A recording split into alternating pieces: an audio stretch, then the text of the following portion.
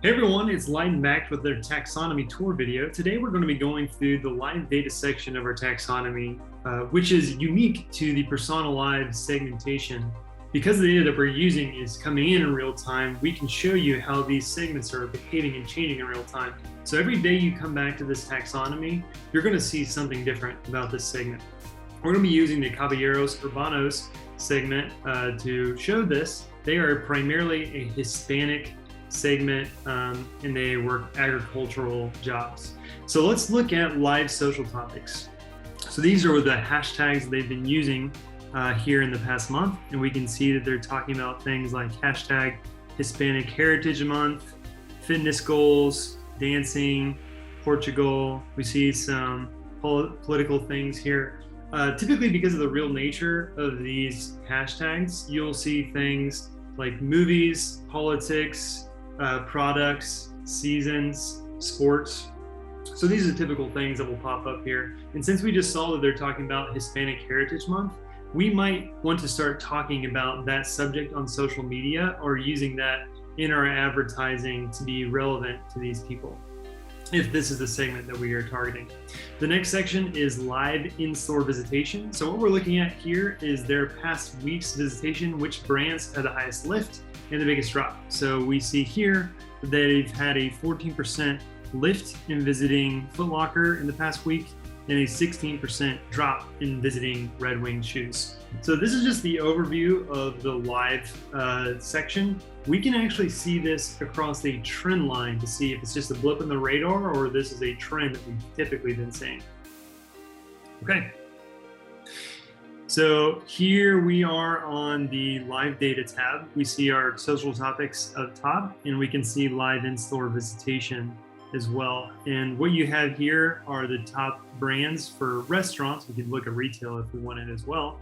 The top restaurants that had lift and dropped to in the past month. And this is a running month. You see they've had a 35% increase in visiting Golden Corral. So that's something interesting that we might want to look into a little bit further. So we'll look at Golden Corral across the past year, and we can see in October 2020, their index for Golden Corral was 121. 100 is national average. So that means these people are 21% more likely to physically visit a Golden Corral. That's decent, but that's not a lot. But as we can see here, it continues to trend up throughout the year, whereas in May here, these people are almost twice as likely to visit a Golden Corral. And now they are 2.25 times as likely as the average person to physically visit a Golden Corral. And they've had a 35% increase in foot traffic in the past week. So whatever Golden Corral is doing, it is working with the Caballeros Urbanos consumers. We can see this for fashion as well.